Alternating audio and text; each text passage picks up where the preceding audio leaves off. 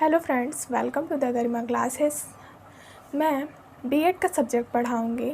तो बीएड में कौन कौन से सब्जेक्ट हैं, कितने मार्क्स के आते हैं, किस तरीके से आते हैं, इन सारी चीज़ों को मैंने पिछले वीडियो में बता रखा है कि कितने सब्जेक्ट हैं, किस तरीके से हैं, कितने मार्क्स के हैं। इन सारी चीज़ों को फुल डिटेल में मैंने उस वीडियो में बताया। अगर आप उस वीडियो को नहीं देखे हैं तो आप उस वीडियो को देखें और समझ जाएंगे कि आपको बीएड में कौन कौन से सब्जेक्ट हैं और किस प्रकार से हैं। मैंने फर्स्ट ईयर और सेकंड ईयर के सारे सब्जेक्ट्स को उसमें बता रखा है। ठीक, उसी बीएड के फर्स्ट ईयर का जो सब्जेक्ट है चाइल्डहुड एंड ग्रोइंग अप, उस सब्जेक्ट्स को आज मैं पढ़ाने जा रही हूँ, बाल्यावस्था एवं उसका विकास। ठीक, उसका जो मैंने पहला यूनिट लिया है psychology of growth and development. Psychology of growth and development, वृद्धि एवं विकास का मनोविज्ञान। वृद्धि एवं विकास के मनोविज्ञान का जो मैंने पहला टॉपिक लिया है एजुकेशनल साइकोलॉजी, शिक्षा मनोविज्ञान। ठीक, एजुकेशनल साइकोलॉजी, शिक्षा मनोविज्ञान। शिक्षा मनोविज्ञान के अंतर्गत हमें 7 पॉइंट्स को पढ़ने हैं, 7 टॉपिक्स को पढ़ने हैं। उसके बाद मेरा ये एजुकेशनल साइकोलॉजी कंप्लीट होगा। तो पहला जो एजुकेशनल साइकोलॉजी, शिक्षा मनोविज्ञान का जो पहला टॉपिक है वो है मीनिंग ऑफ एजुकेशनल साइकोलॉजी। शिक्षा मनोविज्ञान का अर्थ क्या है। ठीक है, दूसरा डेफिनेशन ऑफ एजुकेशनल साइकोलॉजी, शिक्षा मनोविज्ञान की परिभाषा क्या है।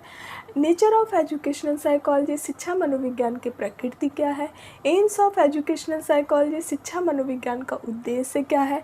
स्कोप ऑफ एजुकेशनल साइकोलॉजी, शिक्षा मनोविज्ञान के क्षेत्र क्या है। यूटिलिटी ऑफ एजुकेशनल साइकोलॉजी, शिक्षा मनोविज्ञान की उपयोगिता क्या है। और लास्ट है psychological characteristics of modern education, शिक्षा मनोविज्ञान की विशेषता क्या है। तो एजुकेशनल साइकोलॉजी में इन 7 पॉइंट्स को पढ़ने के बाद हम पूरा एजुकेशनल साइकोलॉजी को समझ जाएंगे कि एजुकेशनल साइकोलॉजी है क्या।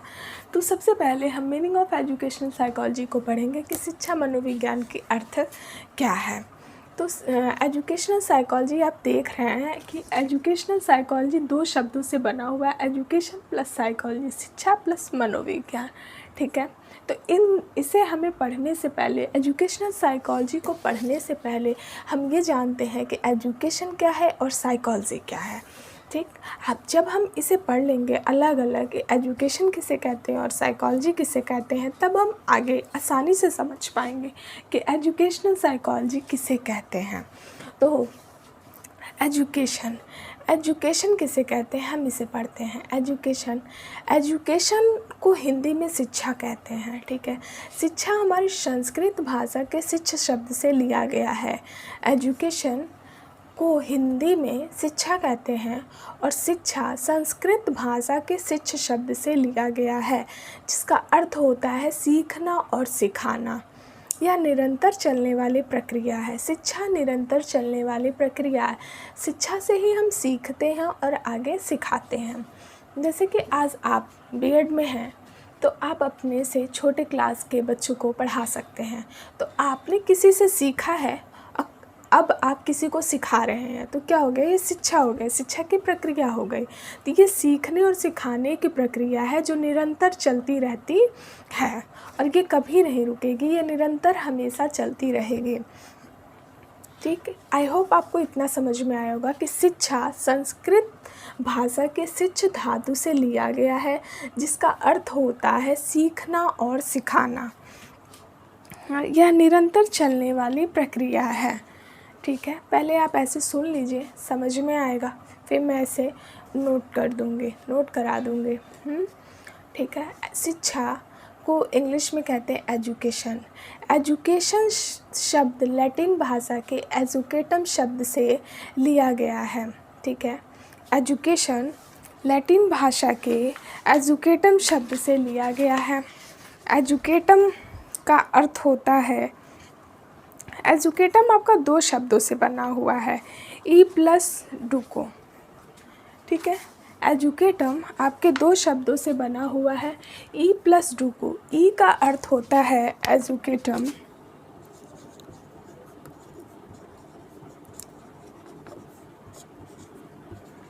E plus डुको।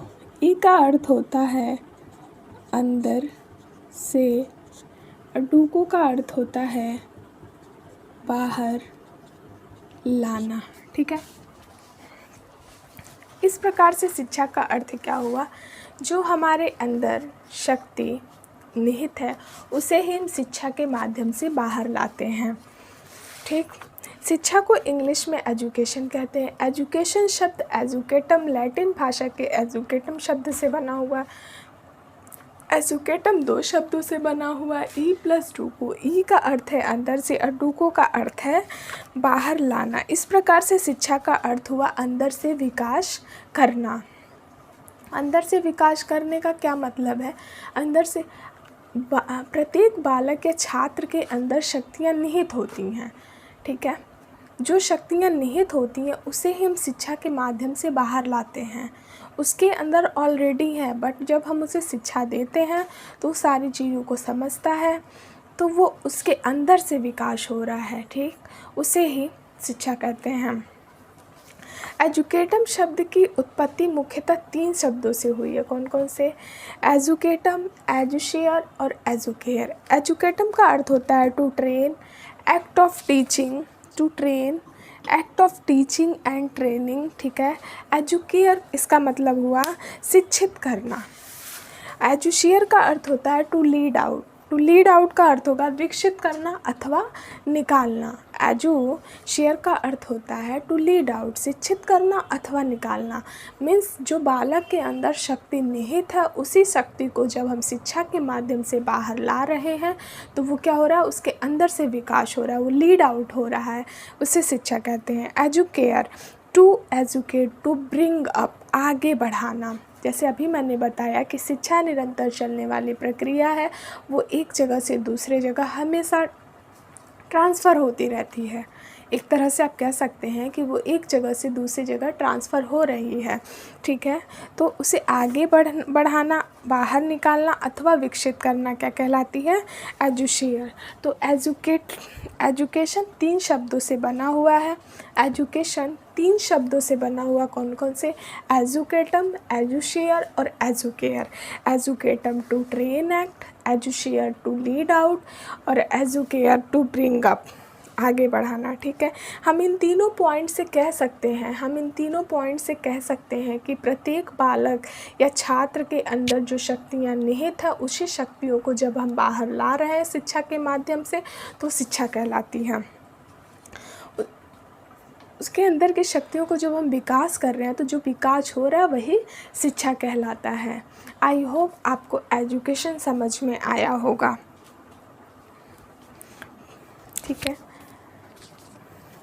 एजुकेटम, एजुशियर और एजुकेयर इन 3 शब्दों से बना हुआ है। इस प्रकार से एजुकेशन को हिंदी में क्या कहते हैं? शिक्षा। और शिक्षा शब्द कहाँ से बना हुआ है? संस्कृत भाषा के शिच धातु से लिया गया है, जिसका अर्थ होता है सीखना और सिखाना। ठीक है, सीखने और सिखाने की प्रक्रिया को ही क्या कहते हैं? शिक्षा। और शिक्षा को इंग्लिश में कहते हैं एजुकेशन। एजुकेशन शब्द लैटिन भाषा के एजुकेटम से बना हुआ है। ठीक है, एजुकेटम 2 शब्दों से बना हुआ। ई प्लस डूको, ई का अर्थ होता है अंदर से और डूको का अर्थ होता है बाहर लाना। ठीक है, एजुकेशन की उत्पत्ति 3 शब्दों से हुई है। एजुकेटम, एजुशियर और educare. Educatum to train, act of teaching and training means शिक्षित करना। ठीक है, एजुशियर टू लीड आउट, विकसित करना। एजुकेयर to educate, to bring up, आगे बढ़ाना। मतलब प्रत्येक बालक या छात्र के अंदर जो शक्तियाँ निहित हैं उन्हें शिक्षा के माध्यम से हम बाहर ला रहे हैं, उसका विकास कर रहे हैं। प्रत्येक बालक या छात्र के अंदर क्या है? कुछ शक्तियाँ, गुण निहित है, उसे शिक्षा के माध्यम से हम उसके अंदर से उस चीज़ को बाहर ला रहे हैं। ठीक है, तो इसे ही कहते हैं अंदर से विकास करना। ठीक, तो शिक्षा के माध्यम से ही हम इसे पूर्णतः विकसित करते हैं, तो इसे शिक्षा कहते हैं। जब हम बच्चों के अंदर की शक्तियों का विकास कर रहे हैं तो वही वो शिक्षा कहलाती है, क्योंकि शिक्षा के माध्यम से ही हम उसका विकास करते हैं। आई होप आपको शिक्षा समझ में आई होगी, एजुकेशन समझ में आई होगी। एजुकेशन आपका लैटिन भाषा के एजुकेटम शब्द से लिया गया। एजुकेटम 2 शब्दों से बना हुआ। ई प्लस डूको, ई का अर्थ होता है अंदर से और डूको का अर्थ होता है बाहर लाना। ठीक है, और हिंदी में शिक्षा संस्कृत भाषा के शिक्ष धातु से लिया गया है। आई होप आपको शिक्षा ये समझ में आया होगा। ये टॉपिक आपके लिए बहुत ही इम्पोर्टेंट है। ये आपके बीएड, बीटीसी, डीएलएड इन सारी जगहों पे तो आपके कोर्स में है ही। आगे जब आप टेट, सीटेट, सुपर टेट में बैठेंगे जब एग्ज़ाम में, तो उस सारे एग्ज़ाम्स में इससे रिलेटेड क्वेश्चंस आपसे पूछे जाते हैं। 2-3 नंबर के क्वेश्चंस पूछे ही जाते हैं इस टॉपिक से। इसलिए टॉपिक आपके लिए बहुत ही ज़्यादा इम्पोर्टेंट है। आप इसे ध्यान से पढ़िए ताकि आगे चल के आपको इस पर टाइम ना देना पड़े। आप अभी से चीज़ों को क्लियर समझते चलिए, ठीक है। अब हम आगे पढ़ते हैं कि साइकोलॉजी क्या होती है, ठीक है। एजुकेशन आपको समझ में आ गया है। अब हम समझते हैं कि साइकोलॉजी क्या है। एक साइकोलॉजी को हिंदी में कहते हैं, नहीं, साइकोलॉजी को पढ़ने से पहले हम ये समझते हैं शिक्षा के परिभाषाएं क्या क्या हैं, ठीक है। कुछ विद्वानों द्वारा अलग अलग परिभाषाएं दी गई हैं शिक्षा के। तो उसमें से एक डेफिनेशन है डॉक्टर राधाकृष्णन का, शिक्षा को मनुष्य और शिक्षा ही मनुष्य और समाज का निर्माण करती है। आप खुद देखते होंगे कि शिक्षा के माध्यम से समाज का बहुत ही अच्छा निर्माण किया जा रहा है, ठीक। तो राधाकृष्णन कहते हैं, डॉक्टर राधाकृष्णन जी कहते हैं कि education should build man and society, education should build man and society. Froebel कहते हैं, Froebel according to the Froebel, education is the process by which the innate power of the child are manifested outside. शिक्षा वह प्रक्रिया है जिसके द्वारा बच्चों की जन्मजात शक्तियाँ बाहर लाई जाती हैं। शिक्षा वह प्रक्रिया है जिसके माध्यम से बच्चों के अंदर की शक्तियों को हम बाहर लाते हैं, विकास करते हैं। विवेकानंद कहते हैं, education is the development of humans inherent powers, ठीक है। मानव की अंतर्निहित शक्तियों का विकास करना ही शिक्षा है।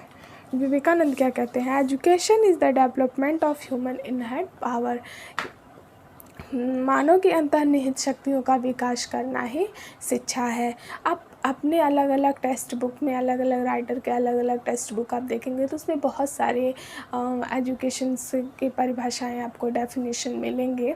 तो हम इसमें से 3 लिए हुए हैं, आप अपने अकॉर्डिंग देख लीजिए। एग्ज़ाम में आपको लिखने होते हैं, आप राइटर के नेम के साथ उनकी डेफिनेशन को लिखेगा तो आपके मार्क्स ज़्यादा गेन होंगे, ठीक है।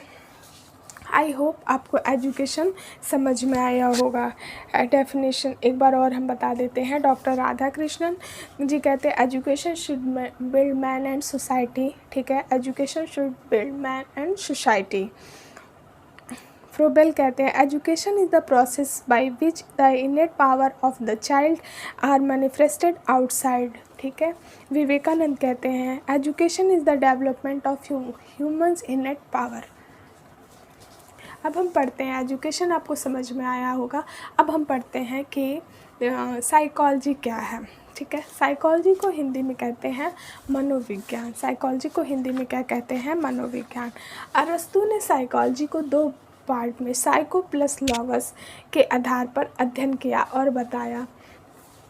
मनोविज्ञान को आत्मा का विज्ञान कहा, सोल ऑफ साइंस कहा। किसने कहा, अरस्तु ने कहा। उन्होंने कहा, अरस्तु कहते हैं कि साइकोलॉजी सोल ऑफ साइंस है, आत्मा का विज्ञान है। उनके अकॉर्डिंग जो हमारे पास, मानव के पास 5 ज्ञान इंद्रियां हैं। ज्ञान इंद्रियां कौन कौन सी, आँख, कान, नाक, जीभ एंड त्वचा। वो हमारी इस इंद्रियों के माध्यम से हमें आत्मा तक संदेश को पहुंचाती है, ठीक है। अरस्तु क्या कहते हैं कि साइकोलॉजी 2 भागों में बांटा, साइको प्लस लॉगस, ठीक है। और उनके अकॉर्डिंग साइकोलॉजी क्या है, आत्मा का विज्ञान है। साइको प्लस लॉगस ये आत्मा का विज्ञान है, सोल ऑफ साइंस है। और ये 5 ज्ञान इंद्रियां जो हमारे पास हैं वो ज्ञान इंद्रियां हमें आत्मा को संदेश देती हैं। कोई भी चीज़ हम कैसे समझते हैं, कोई चीज़ हमें स्मेल आ रही है, किसी चीज़ की अच्छी खुशबू आ रही है तो वो हमारे नाक के माध्यम से आत्मा तक पहुंचती है। अब वो आत्मा हमें बताता है कि हम क्या महसूस कर रहे हैं। उनके अकॉर्डिंग ऐसा था, ठीक है। अरस्तु कहते हैं अगर हमें किसी को समझना है, अरस्तु कहते हैं कि अगर हमें मानव को समझना है तो उनके आत्मा को समझना होगा। आत्मा को समझने के लिए हमें आत्मा का अध्ययन करना होगा। अरस्तु के अनुसार हमें मानव को समझना है। अगर अरस्तु कहते हैं कि मानव को समझने के लिए हमें मानव के आत्मा को समझना होगा। ठीक है, सोल ऑफ साइंस, जो स्वतंत्र रूप से हमारे 5 ज्ञान इंद्रियां वहाँ तक संदेश पहुँचा रही हैं। ठीक, तो सोल ऑफ साइंस, तो साइंस किसे कहते हैं? आप इस पर एक बार ध्यान दीजिए कि साइंस किसे कहते हैं।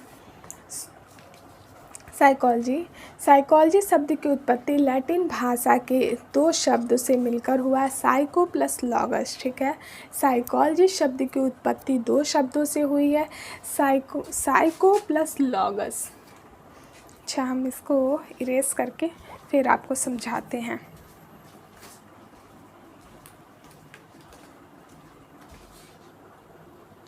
अरस्तु के अकॉर्डिंग साइकोलॉजी दो पार्ट में बचे हुए हैं, साइको प्लस लॉगस। साइको का अर्थ उन्होंने आत्मा बताया और लॉगस का अर्थ उन्होंने अध्ययन बताया। किसने? अरस्तु ने।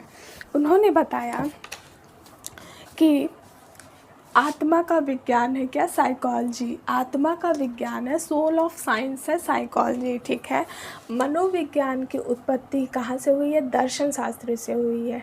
ठीक, मनोविज्ञान, साइकोलॉजी की उत्पत्ति आपके दर्शन शास्त्र से हुई है। पहले मनोविज्ञान एक अपना स्पेशल सब्जेक्ट नहीं था, अलग से नहीं पढ़ाया जाता था, इसे दर्शन शास्त्र के अंतर्गत हम पढ़ते थे।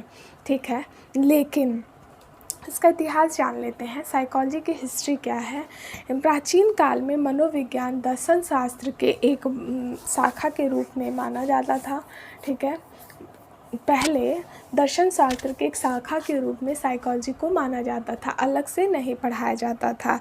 सर्वप्रथम सबसे पहले विलियम वुंट ने 1879 में लिप्सिंग नामक शहर में, ठीक है, लिप्सिक नामक स्थान पर, ये कहाँ पे है? जर्मनी में, लिप्सिक नामक शहर में, जर्मनी के लिप्सिक नामक शहर में 1879 ईस्वी को साइकोलॉजी का एक प्रयोगशाला स्थापित किया। कौन किया? विलियम वुंट ने। तब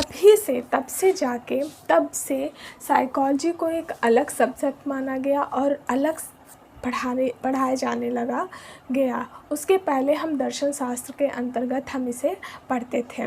तो 1879 ईस्वी के बाद से ये एक अपना इंडिपेंडेंट सब्जेक्ट बन गया। कौन सा सब्जेक्ट? साइकोलॉजी। ठीक है, आपको समझ में आया होगा कि इसकी हिस्ट्री क्या है। ठीक है, तो अरस्तु 2 भागों में इसे तोड़ा है, आत्मा प्लस अध्ययन, और इसे कहा है सोल ऑफ साइंस, आत्मा का विज्ञान है ये। लेकिन आगे चलकर इसे गलत कह दिया गया कि आत्मा का विज्ञान कैसे हो सकता है साइकोलॉजी। आप खुद बताइए, विज्ञान क्या होता है? विज्ञान वो चीज़ होती है जिसे आप देख सकें, ठीक है, जिस पर आप सर्च कर सकें, एक्सपेरिमेंट हो, वस्तुनिष्ठ हो। ठीक है, तो इन सारी चीज़ों को जब तर्क में रखा गया, इस परिभाषा को सही नहीं माना गया, सोल ऑफ साइंस नहीं माना गया। क्यों नहीं माना गया? क्योंकि आत्मा हमें दिखाई ही नहीं दे रही है। जब हमें दिखाई नहीं दे रही है तो हम उस पर रिसर्च कैसे करेंगे? क्योंकि साइंस तो ऐसी चीज़ है जिस पे आप रिसर्च कर सकें। तो जब हमें आत्मा दिखाई ही नहीं दे रही है, हम उस पर रिसर्च नहीं कर सकते, तो उसे सोल ऑफ साइंस कैसे कह सकते हैं? अरस्तु के अनुसार साइकोलॉजी सोल ऑफ साइंस था, लेकिन साइंस जब हमें दिखाई नहीं दे रही है, मूर्त ही नहीं है। ठीक है, विषय वस्तु प्रमाणिक होती है, साइंस में विषय वस्तु प्रमाणिक होती है, वस्तुनिष्ठ होती है, प्रयोग किया जाता है, और मूर्त होती हैं। तो जब अब मूर्त ही नहीं है, वो दिखाई ही नहीं दे रही हैं, तो हम उस पर प्रयोग कर ही नहीं सकते। जब प्रयोग नहीं कर सकते तो इस अकॉर्डिंग इसे बताया गया कि सोल ऑफ साइंस नहीं हो सकता है। ठीक है, तो आगे चलकर पोम्पोनॉजी आते हैं। कौन आता है? पोम्पोनॉजी। 17वीं शताब्दी में पोम्पोनॉजी आते हैं और वो कहते हैं कि ये मन का अध्ययन है, साइको, और उन्होंने भी साइकोलॉजी को 2 पार्ट में तोड़ा, और इसे बताया मन और इसे बताया अध्ययन। ठीक है, मन हो या मस्तिष्क, ठीक है। मस्तिष्क,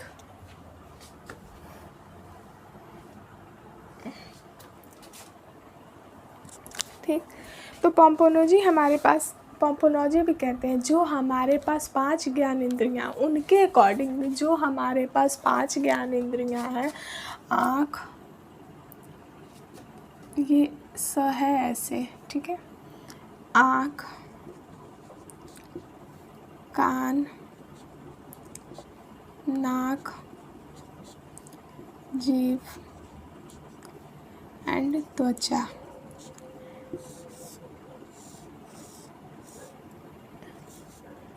ये हमारे मन या मस्तिष्क को, ये जो हमारे पास ज्ञान इंद्रियां हैं, आँख, कान, नाक, जीभ और त्वचा, ये क्या कर रही हैं, हमारे मन तक या मस्तिष्क तक संदेश को पहुंचा रही हैं। तो साइकोलॉजी, उन्होंने क्या, पोम्पोलॉजी, ये बताते हैं अरस्तु, ये बताते हैं पोम्पोलॉजी, ठीक है, पोम्पोलॉजी। वो कहते हैं कि पोम्पोलॉजी कहते हैं जो हमारे पास 5 ज्ञान इंद्रियां हैं, वही ज्ञान इंद्रियां हमारे मन या मस्तिष्क तक संदेश को पहुंचाती हैं। इसलिए उन्होंने साइकोलॉजी को मन या मस्तिष्क के अध्ययन करने के लिए कहा कि मन का अध्ययन किया जाना, साइकोलॉजी में मन के अध्ययन किया जाना आवश्यक है, कि मानव के मन को समझना पड़ेगा। अगर साइकोलॉजी समझना है तो मानव के मन को समझना पड़ेगा।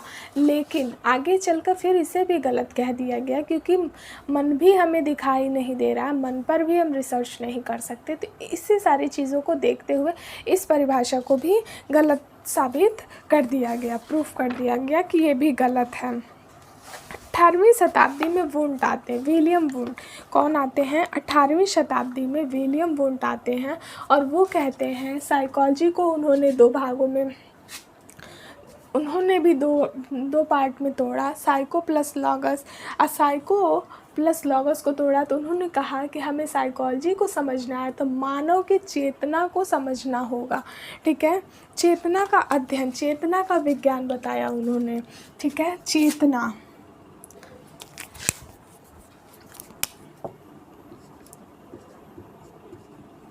चेतना अध्ययन, ठीक है, वुंट कहते हैं कि मानव को समझने से पहले हमें चेतना को मानव की चेतना का अध्ययन करना होगा।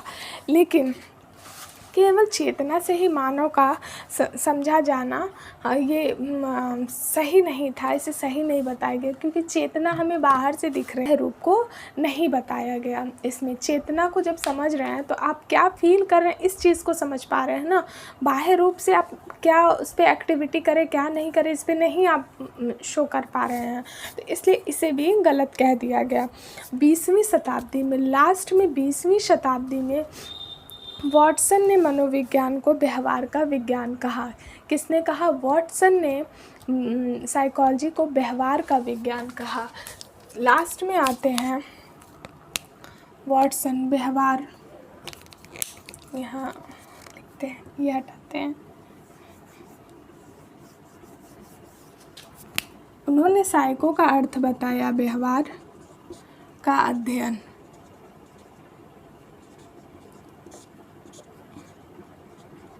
वॉटसन ने, ठीक है, इन्होंने कहा कि अगर 20वीं शताब्दी में वॉटसन आते हैं और वो कहते हैं कि अगर हमें मानव को समझना है, अगर हमें मानव को समझना है तो हमें मानव के व्यवहार को समझना होगा। मानव के व्यवहार को जब हम समझेंगे तो साइकोलॉजी समझ पाएंगे, ठीक है। तो 1912 या 1913 ईस्वी में इसकी नींव रख दी गई थी, ठीक है। एक बुक में इसका जिक्र किया गया था, लेकिन इस पर कोई ध्यान नहीं दिया। लेकिन जब जे.बी. वॉटसन, इनका फुल नाम है जे.बी. वॉटसन, जब जे.बी. वॉटसन आते हैं तो कहते हैं कि ये मानव को समझने के लिए व्यवहार का अध्ययन करना होगा, मानव के व्यवहार का अध्ययन करना होगा, जो हम आज तक साइकोलॉजी में पढ़ रहे हैं और मानव के व्यवहार पर रिसर्च कर रहे हैं, अध्ययन कर रहे हैं इन सारी चीज़ों को। तो जो आज तक हम पढ़े जा रहे हैं वो किसका है? व्यवहार का अध्ययन है। ठीक है, आई होप आपको साइकोलॉजी समझ में आ रही होगी। तो सबसे पहले साइकोलॉजी को साइको प्लस लॉगस, तो अरस्तु आते हैं, वो कहते हैं आत्मा का अध्ययन है, सोल ऑफ साइंस है। ठीक है, अरस्तु के अनुसार साइकोलॉजी क्या है? सोल ऑफ साइंस है। ठीक है, फिर पोम्पोनोजी के अनुसार मस्तिष्क का अध्ययन है। पोम्पोनोजी के अनुसार साइकोलॉजी क्या है? मस्तिष्क का अध्ययन है। फिर साइकोलॉजी चेतना का अध्ययन है, किसके अनुसार? वुंट के अनुसार। और लास्ट में आते हैं जे बी वॉटसन, उन्होंने बताया कि साइकोलॉजी व्यवहार का अध्ययन है। ये कोई भी चीज़ नहीं है साइकोलॉजी, ये है जो आज भी हम लोग पढ़ रहे हैं साइकोलॉजी के अंतर्गत। ठीक है, तो आप इसको कीवर्ड बना सकते हैं। सबसे पहले साइकोलॉजी में साइकोलॉजी ने आत्मा के अध्ययन का त्याग किया, फिर मन का त्याग, आत्मा का त्याग किया, मन का त्याग किया, चेतना का त्याग किया, और आज हम व्यवहार का अध्ययन साइकोलॉजी में पढ़ रहे हैं।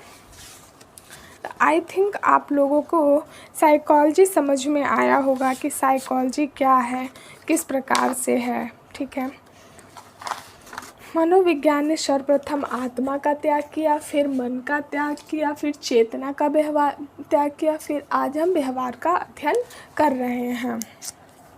ठीक, इस प्रकार से व्यवहार का आधुनिक मनोविज्ञान में व्यवहार का अध्ययन हम पढ़ रहे हैं। अब हम आपको अगले वीडियो में बताएंगे कि एजुकेशनल साइकोलॉजी क्या है।